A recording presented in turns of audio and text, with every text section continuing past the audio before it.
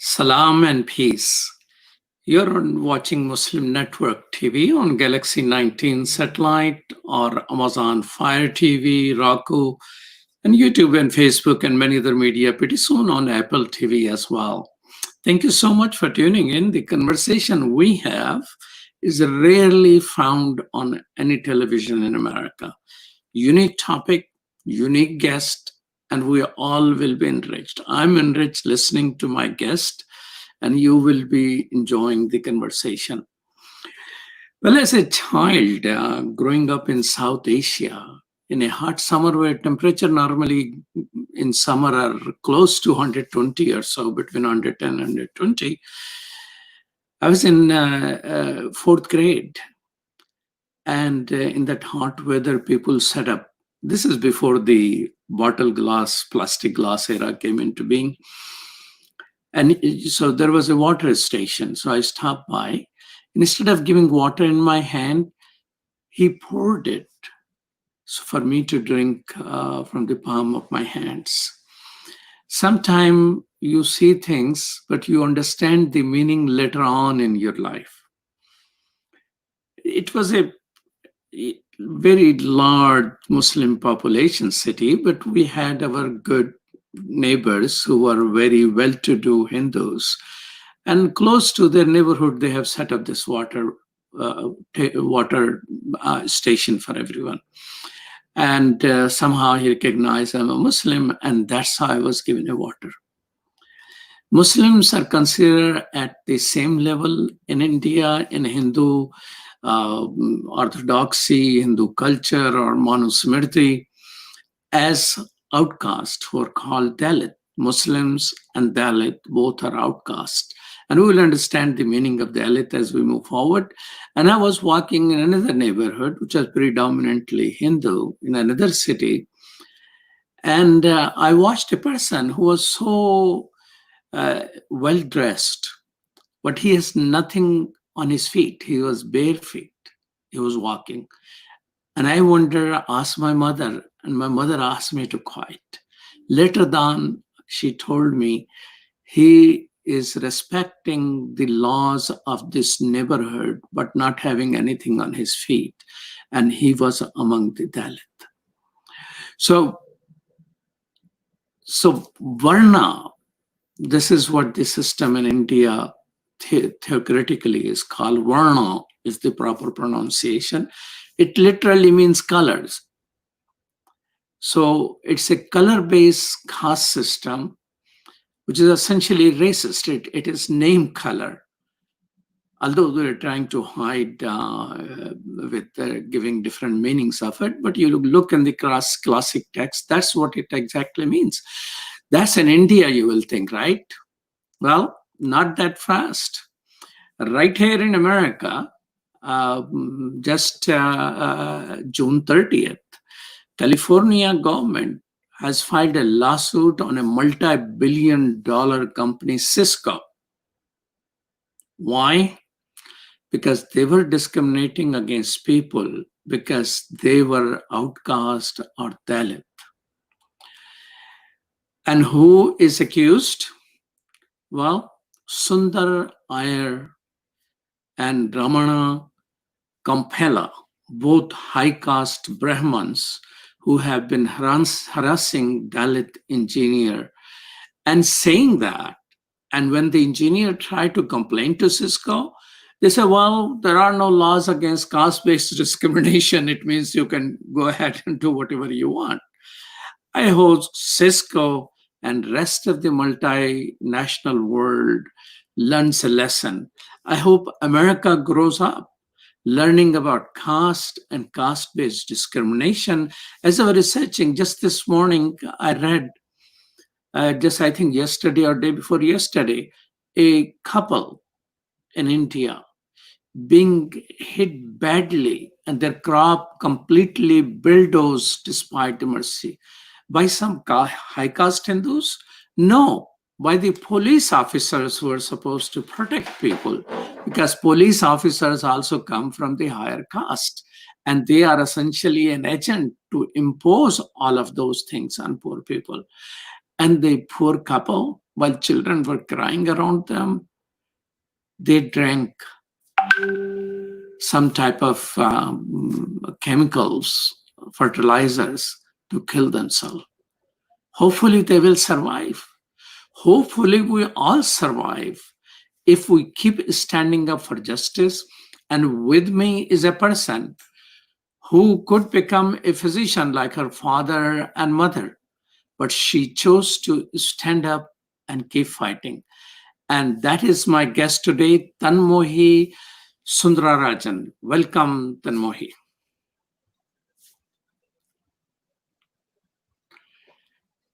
Thenmozhi, you need to turn your mic on, or is it our producer? Thenmozhi Soundararajan is a Dalit American artist, a technologist, and the executive director of Equality Labs. There is only one Equality Labs, which is led by Thenmozhi. Welcome to Muslim Network TV. Okay, she need to have sound on. For some reason, we cannot hear her, but I will talk a few minutes. Can you hear us now? I can. I was able to hear you before. Can you hear me now? Okay, yes, we can hear you now. Sometime these things happen. So welcome to Muslim Network TV. Well, it's really an honor to be here and also to be able to talk about this important case, particularly as we work towards always building justice and peace wherever our communities are. And so I think the question of caste has really long plagued the South Asian community. And it's really remarkable and a historic moment to see the state of California step forward to address this problem comprehensively. Well, for our audience who may or may not be aware of the word Dalit, what does Dalit means? So Dalit means, Dalit was a political term that our community took on as a response to wanting to shed the epithet of being called untouchable, because untouchable actually means that you're someone who's spiritually defiling to another person. And because we were spiritually defiling to another person, we were, segregated into different parts of the village to live. It determined like where, who we could marry, and our proximity to violence. And I think this is really a huge problem because when we're talking about the caste system, it's one of the oldest apartheids in the world, and it affects over 260 million people. And, every day we see many Dalits that are murdered and raped and whose houses are burned. So in the face of that, one of the ways that our people has claimed dignity is by saying we will not be called any term that talks about our spirituality. We get to determine our relationship towards God and the divine. And we use the word Dalit to basically acknowledge our roots in struggle, but also our deep resilience. And so many people around the world use the term Dalit who were formerly known as untouchable. And, definitely as someone who is a Dalit American, there are many of us here in the United States who are either Dalit or coming from the Shudra caste, who are caste oppressed, but don't experience untouchability. And we are the communities that are speaking out now about the large scale hegemonies of caste privilege networks in the United States that are continuing the bigotry of caste and are continuing the violence of discrimination here in the United States. So, it was, when people think of India, they think of Gandhi and Taj Mahal and, yoga and vegetarianism. Dalit or untouchability or caste system has not been in conversation. I don't know, until recently, thanks to your efforts and Equality Lab, some reports came out and all that. So you mentioned in India, there are 265 million Dalits? There are 260 million Dalits in India, but you have to keep in mind there are Dalits throughout South Asia. So I believe that the number is already undercounted in India alone. But I think when we start to look at the other countries of South Asia, we're starting to talk about hundreds of millions more people. And so I think that it's a very powerful thing, because we've always known that there has been an impunity with relationship to caste violence in South Asia. But the one thing that we have not really acknowledged that is that caste has now traveled to the diaspora. And in the United States, we see severe ramifications of caste here, because our organization, Equality Labs, did a survey in 2016. And in that survey, we had 1,500 respondents, and the data that we got that confirmed our anecdotal experiences around caste was really shocking. We saw one in 4 Dalits had said that they experienced physical or verbal assault. 1 in 3 experienced discrimination in educational You're environments. talking India or United States now? In the United States. In United States. And the critical piece of data that was actually really important for the California case is that 2 out of 3 Dalits in the United States say that they've experienced some form of workplace discrimination. How does that compare with similar research in India? Well, that's the thing. I think that there has been research into untouchability, but I think a similar scope of research for India actually was done, but the Indian government never released the findings. So I think that there are many sociological studies that have looked at caste and untouchability in different institutions, like from academics to the corporate world. But I think that again, in the diaspora, it was disputed whether or not caste existed, and our data set and the stories that came out of it were the first proof. And I think that's why we've seen it be used in so many different American institutions, because it helps give shape to people's lived experience of discrimination and bigotry and violence. I was reading in the New York Times report, which just came out a couple of days ago, and the author, who himself says that he's a Dalit, he says that all of the people he interviewed among the Dalit community in America, all of them, face discrimination, but none of them want to give out their name because of the fear. So what is this fear in America? We thought, people speak out here. Well, I think this is what's really poignant. And there was a piece that I did in the Washington Post that actually speaks to this, is that, the reality is even someone like me who was born here and is an American citizen, when I started to come out publicly about being Dalit and also talking about the violence of the caste system, that's when I started to get a lot of death threats. I got a lot of rape threats. I got intimidation emails and people trying to discourage the work that was happening. I also had the police called on me at different protests that, me and other Dalits and caste oppressed people were doing to call attention to what was happening with caste discrimination. So caste hegemonic networks in the United States are very strong. They're also very committed to, causing havoc to people that speak forward. And I think specifically in the context of workplace discrimination, there's a very deep challenge, because what happens is that Dalits are coming into hostile workplaces because, with the tech industry, first of all, many of the technical graduates that come out of India come out of schools like the Indian Institutes of Technology, and these schools are notorious for casteist cultures. So you have casteist professors, casteist students, and in those centers, you basically see caste capital being converted into tech capital. And all of these people that had so many structural privileges now start to talk about how they're students of merit, never talking about generational wealth, never talking about how they had a leg up on someone who might be poor and rural and caste oppressed. But, that chauvinism and the open bigotry that people will use against Dalit students that are there, can range from things like, Dalit students are lazy, they're stupid, they're biologically, intellectually inferior because upper castes are, more suited to intellectual knowledge. There'll be other slurs, and, Dalit female students will also say that they face sexual harassment. And in this, powder keg, the alumni that comes out of these universities then go on to create casteist referral networks inside the companies.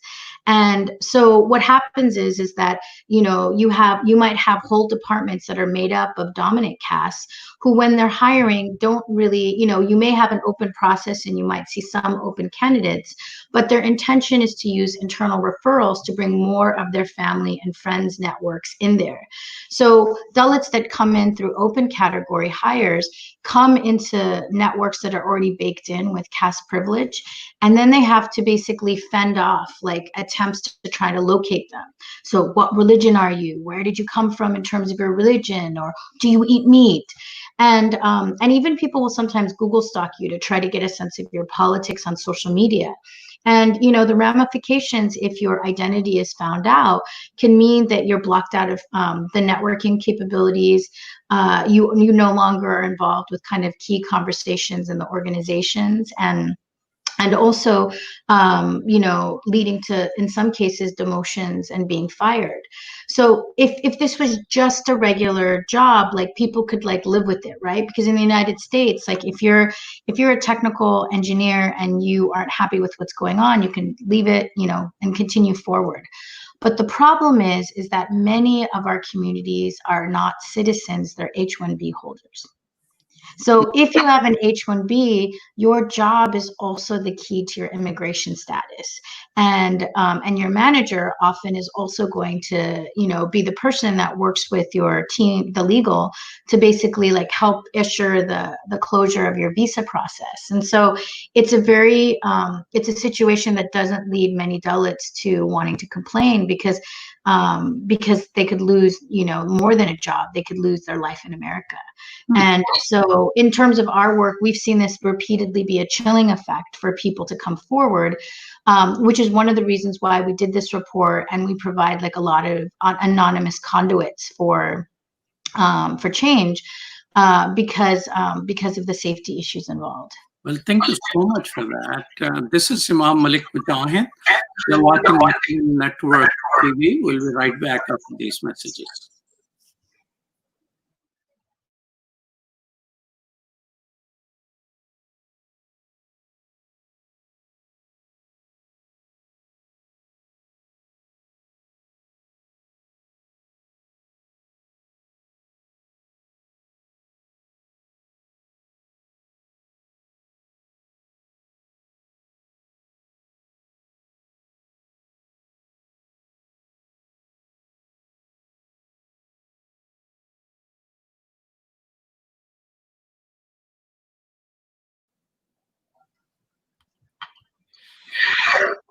Welcome back to Muslim Network TV, and this is Malik Mujahid, and we are talking with Thenmozhi, who is a Dalit leader fighting for the cause of Dalit as well as all other oppressed people.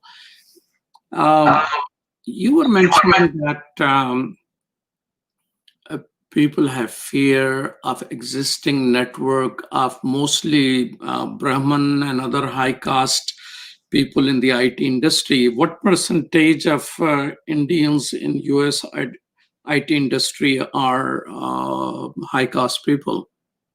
Well, this is actually a big problem, is that we don't have numbers because caste is in a protected category. So there hasn't been enough data collection both in the private sector or in the government sector to be able to answer that adequately. But I will tell you that we know that the Cisco case is just a tip of the iceberg, because since the Cisco case happened, our organization has received close to 220 reports of caste discrimination through an anonymous channel that we have. So we know that people are really going through it. And I believe this is really an urgent area for there to be more research about, because when you keep in mind Silicon Valley Tech actually it doesn't just have its like domain in California. Many of the multinationals that are from the United States also have hundreds of offices all throughout India, that can affect potentially thousands of workers in India itself. So what happens in the Cisco case really has global ramifications, which is why Dalits are so fired up to speak out, because we have to ask, like, why was the state of California able to take on the issue of caste when the government of India had not done so since its independence in this way? Hmm. Very, very, very powerful statement from you there. Uh, I was sitting in Ramadan in a iftar party, and one person wanted to talk to me. I didn't know who he was, but I came to learn from him, and I forwarded this article of Cisco to him. He was complaining to me that he has been fired. He's a Muslim. He has been fired by some Hindu bosses in a company in Chicagoland. And I thought, how people could do that. Now he has, at Illinois level, he has already won. And he's, I think, now pursuing some other remedies. So I asked around, it turned out many other Muslims had this similar complaint about, now they had no idea if the person who discriminated against them, the IT leader from India, but based in the United States, was a high caste or low caste. They have no notion of that, but they were surprised with that type of discrimination that we were expecting from white type of people over discrimination, but it is coming from South Asians. And in Manu Smriti, the Hindu classic text, I realized after reading that Muslims are treated more or less the same way as Dalit. Of course, they don't use the word Dalit. They use the term Machut or untouchable. Have you encountered some of these things? Well, I think what's really important to know is that, when we're talking about South Asian caste and religious minorities, like people that are Indian Muslims and Christians and Ravadasyas and Sikhs, these are all communities that actually converted out of Hinduism to escape caste system. And the philosophy, just like when we're talking about white supremacy, and anti-blackness, we talk about white supremacy. Similarly, when we talk about the caste apartheid system, we also talk about Brahmanism, or the system that, basically set up and developed the ideology of the division of society into castes. And so in that framework, there isn't a question that, the origin of caste and Brahmanism comes from Hindu scripture. Like, that's not a debatable point. But I think the thing to know is that caste has persisted as an institution, and we actually find it in all religions at this point. And it's virulent. We see interpersonal and institutional ramifications all the time. And in the diaspora, there's been some very significant cases related to caste. So, for example, in Chicago, where I know Sound and Vision is based, there was a man who was unhappy with his daughter marrying someone who was from a caste oppressed background. And so he set fire to their apartment building. you know, and she was pregnant, so she died as well as the partner. And, you know, I remember when the case was being covered, it was just so new for people to think about that there could be an honor killing related to caste in the United States. And yet this was a case where there was a public prosecution. And I've heard of other honor killings like this that never went to prosecution, but which the community really feels was related to intercaste love in California. So again, I feel like if caste becomes a protected category, we will see other cases like this. There's also a very important case that sets precedent in California that happened in the early 2000s in the city of Berkeley. And there was a landlord named Lucky Bali Reddy, and he was the second largest landlord in Berkeley. And what he did was he comes from a landowning caste, and for all of his buildings and slum projects and things that he had, he basically trafficked all of the Dalits of his village to come and work in his community, in his buildings and stuff. And the most horrific part, as if trafficking wasn't worse just in itself, was that he trafficked young minor girls who were 13 and 12 and 14 and made them his sex slaves. And the way that he essentially recreated India and California. He did it in Berkeley, California. Oh my God. And not only that, like the way it found out, I mean, you can't write a serial like this, was that there was a carbon monoxide fire in one of his buildings and one of the girls died, and he had the workers wrap her body in a rug. And they tried to smuggle her body out in the rug. And when they got to the street, they dropped the rug and her body rolled out into the street. And everybody saw it. So you couldn't deny that there was a young girl in the rug. And the police were called. They did forensics and they found that she was pregnant with his baby. And so a very big case came out and he was convicted. But the thing that is also really important, and I think this is what I tie it back into the Cisco case, is that this could have easily been a workplace question as well, not just one of trafficking. And, because of the courage of his victims that came forward, it actually inspired some of the first anti-trafficking laws in the state of California. So my feeling is that the John Doe behind this case in California has really done, thousands of Dalits across the country a service, and also really millions of Dalits, like when you think about the impact globally, by coming forward. And, every time Dalits fight, we change the law, not just for ourselves, but for other people who are impacted by systems of discrimination like this.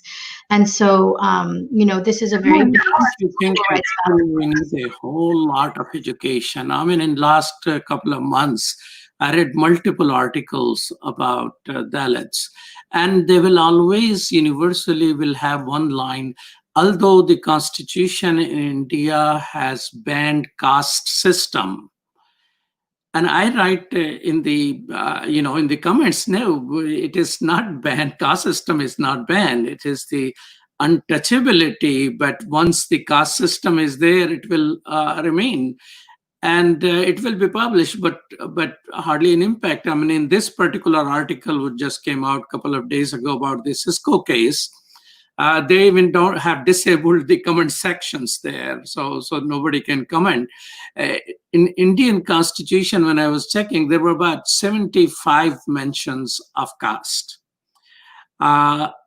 What is your reading? Is the caste system banned in India? I mean, this is the funny thing about impunity. The Indian government actually has passed many laws that could actually, if they were implemented, address the problem of caste. Like untouchability, for example, is illegal. We have something called the Prevention of Atrocities Act, which actually is supposed to stop atrocities against Dalits. And it's very comprehensive in terms of the kinds of crimes that can get qualified as a hate crime. But it's one thing to have a law. It's another thing to have the political will to implement the rule of law. And unfortunately for Dalits, we have not lived under a government in India that has actually fulfilled the promise of Dr. Ambedkar, the Dalit leader who was the architect of our constitution, to live in a truly caste-free country. And there has never been a political impetus to stop the hierarchies of caste, because to do that, you would actually have to confront networks of power from the village all the way up to the seat of power.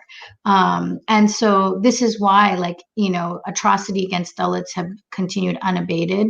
The exploitation of Dalit labor has continued unabated.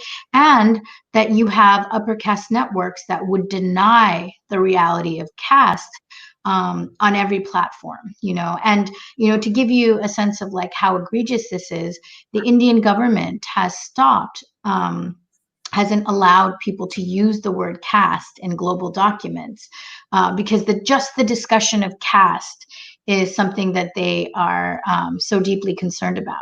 And but I think that regardless of what these people in power believe, the time for Dalit freedom is now, and we're not willing to be silent. We are here to kind of take up every corridor of power that we can and speak our truth and end this violence today, because it is unacceptable to have hundreds of millions of people living under apartheid system and facing death and murder and rape and have nobody talk about it.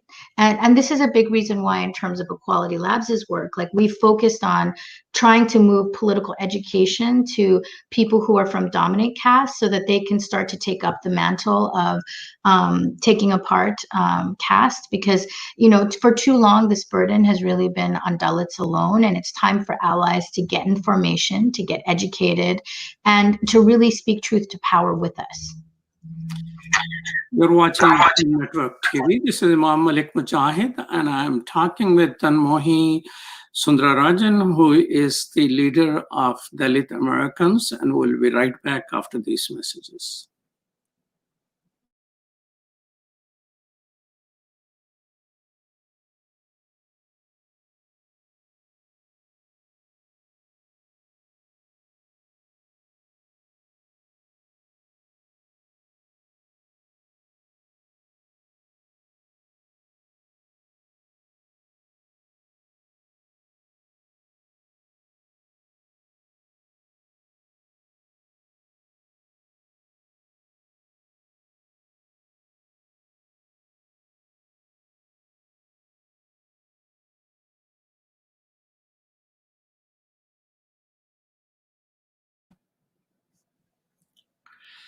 Welcome back to Muslim Network TV. You're watching Galaxy 19 satellite, Amazon Fire TV, Roku, and other social media.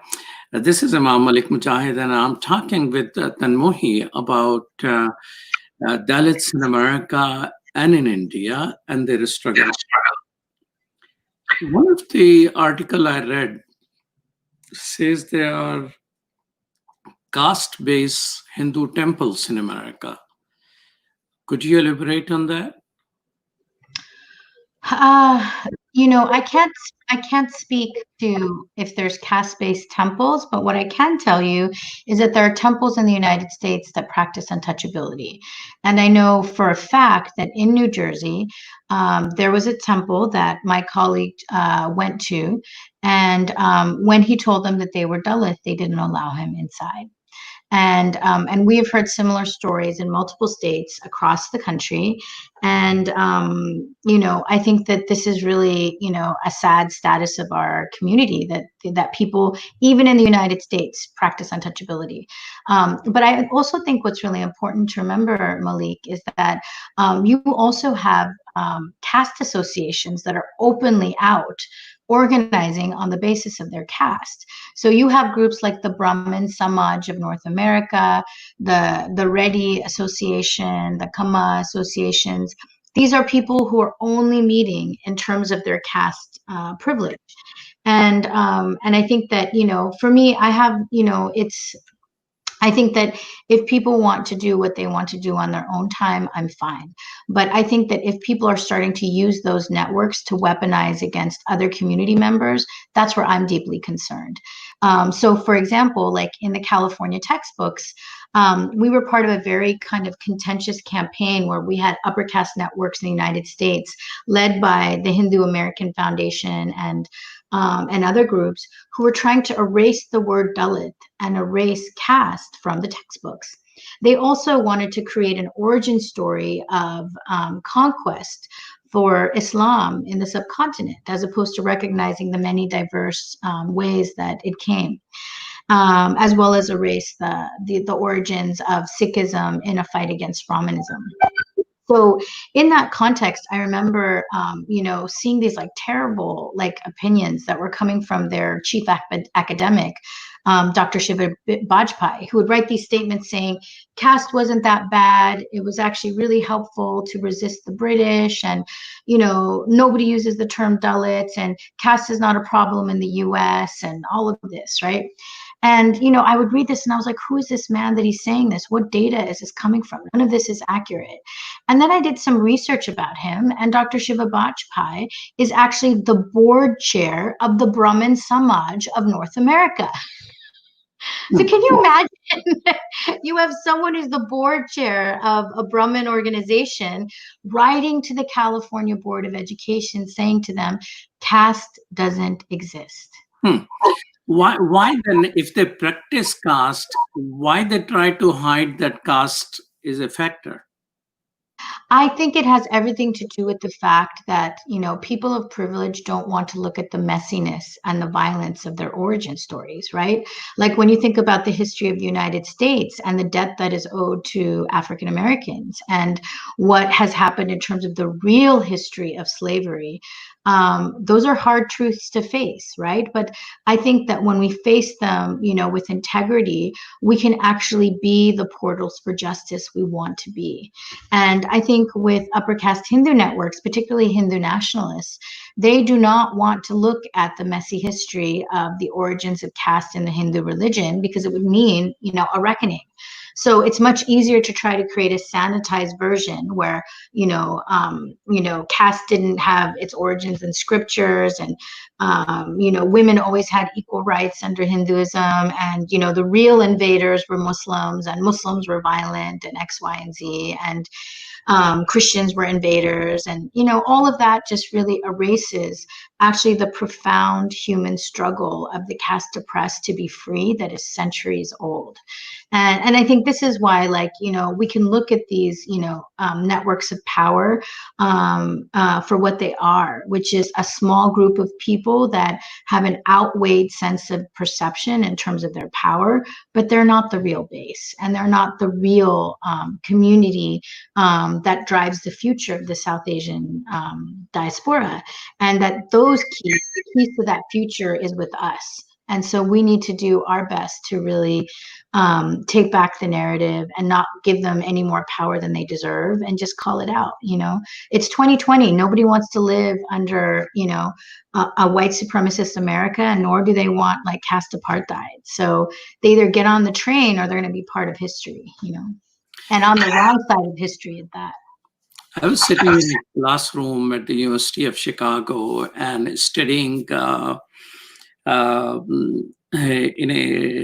a Indian heritage professor, and it was Indian civilization class. There were only 5-6 students. I was one of those, and we were in a circle. So small chair, all our legs are in front of us, and someone has very very nice, unique shoes. So I, sort of commented on that. And professor goes, well, that's a sign of, and he used the word chamar, which I have to look up, that, Dalits who will work on shoes or something like that. And I was just saying, what in the world is this? I mean, I just was appreciating that he has a very unique set of shoes, because all our shoes, including a professor, there were 5-6 of us, was in front. So are these type of phrases and comments, do high caste use some type of a stereotypical tell all type of language, culturally speaking? So yes, I mean, definitely, as you saw from our data from our survey, 1 in 4 Dalits have experienced some form of physical or verbal discrimination in the United States. And it can be things like where they're hurling your caste name as an abuse towards you, because often in South Asian cultures, the name of Dalit castes are actually the slur words for the rest of the populace, so that can be done, definitely. There's also oftentimes, attempts to say that like we are unlucky or inauspicious or causing bad luck, which is the link back to pollution, or which is very much a part of untouchability, because again, we are untouchable because we are spiritually defiling to another person, because we did something in another life. So therefore everything that we are connected to is inauspicious. So I remember having a conversation with a chemist in the Northeast who was telling me during his schooling, his Brahmin professor wouldn't let him next to the experiments, and while the other students were by the petri dishes and pipetting and all of that, he had to overlook from a shoulder at that content. And he asked the professor, "Why can't I touch the experiment?" He's like, "I wouldn't want you to pollute it. We know what you can do." And similarly, I had another colleague who was told by her manager that she better not mess up the programming that she was doing because she was ill-fated. So this is very, very common. And it's just, again, like a small smattering of what people deal with in these environments. So in your educational process, you took important step of fighting the California textbooks. They wanted to remove any mention of caste. Were they successful? So no, they were not successful. We were able to retain the word Dalit and caste, but in the implementation of the frameworks, there was a lot we were not able to do because of capacity. And also that was the year that Trump was campaigning for office. So many of the organizers that were involved were dealing with like hate crimes and what have you. So the textbook battle is a really mixed bag, because these groups have, millions of dollars within which they're trying to create their own, violent narrative that gives them a sanitized origin, Hindu origin story at the expense of all of the other religions and caste oppressed communities. But that said, I think it really trained us as a community to know that we are going to need to be able to take on all of these fights as strong as we can, because they are determined to not let us have a platform and to let our stories come out. And this is also a time when Hindu nationalists are ascendant, right? We are seeing Hindu nationalists in lots of different places. We've seen Trump share the same space with Modi and issue Islamophobic content. So I think that for us, it is important to stay focused on our rights. It's important to know that we have a constitutional right to be able to ask for protections under civil rights and other human rights codes in the United States. And that's exactly what's happening with our survey, because the report that we did has now been seen like through, scores of different offices, whether it's human rights commissions or civil rights offices or, the HR departments, and even the guidance departments of universities, because, caste oppressed students and also our allies are bringing this up as a serious issue. In addition to that, we were able to do a congressional briefing last year, and we had many congressional offices come to that briefing, and we saw that there was a light of recognition from those people that attended, that this was an issue that really touched upon so many issues, whether it's immigration or trafficking or gender-based violence or university or even like workplace safety.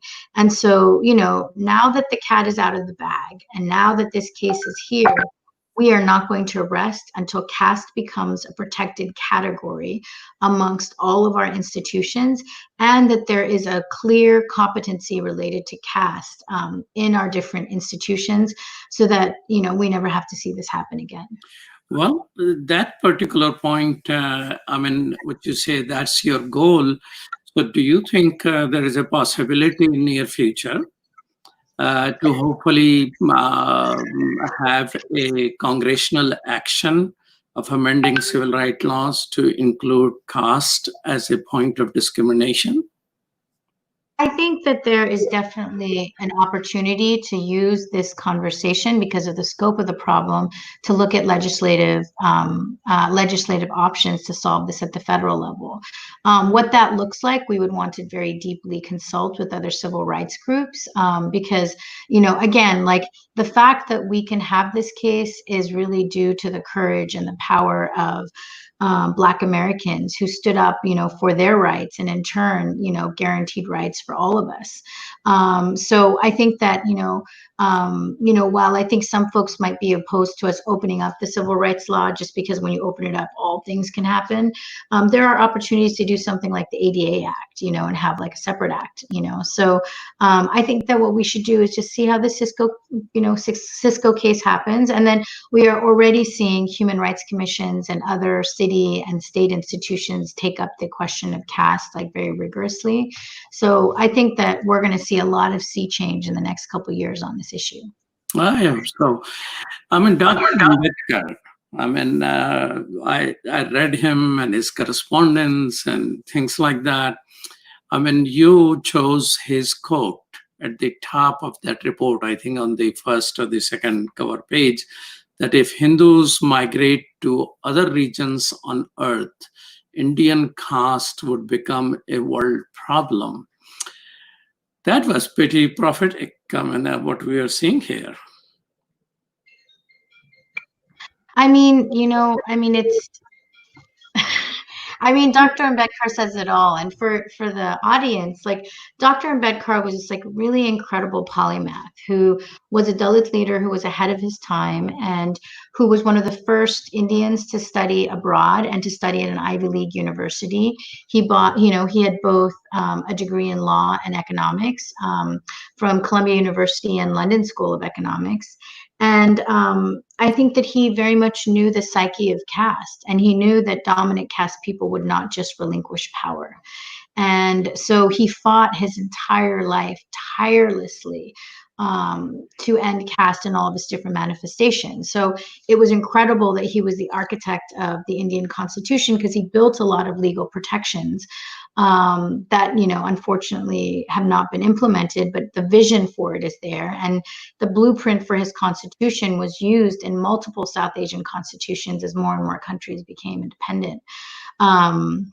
But, he also saw how deeply, independence figures like Nehru and Gandhi resisted real caste equity.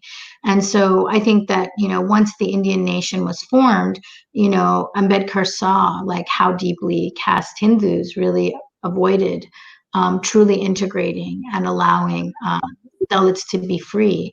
And so he ended up leading, like in, after independence, many battles to desegregate water tanks and roadways and temples because of like how deeply discriminated our people were. And, at the end of his life, he said, like, I may have been born a Hindu, but I don't want to die one. And so he converted to Buddhism, and the site of his Buddhist conversion is one of the largest Buddhist conversions in world history. So, I think it's so hard because with a system like caste, it's both religious and racial and ancestral in terms of its origin. And so I think there are political options to it. There are religious options to it. There's even philosophical engagements around it. But I think what's important here in the United States is that caste discrimination does not ever in any shape or form even enter the realm of religion because it is a structural system of oppression. There are clear protections to stop it at both the international and national level. And, Cisco just needs to do better, and Cisco needs to do right by John Doe, and they need to address their hostile workplace all across the board around this issue. And the only way for them to do that is to take it head on and really deal with it, because otherwise they're going to get more and more of these cases, and not just at Cisco, but across the valley. You mentioned, Dr. Ambedkar's struggle included about water sharing and water resources. In early 80s, National Commission on Scheduled Caste used to issue a report. And that report was a regular source of data about what's happening in towards the lower caste and untouchability and Dalits.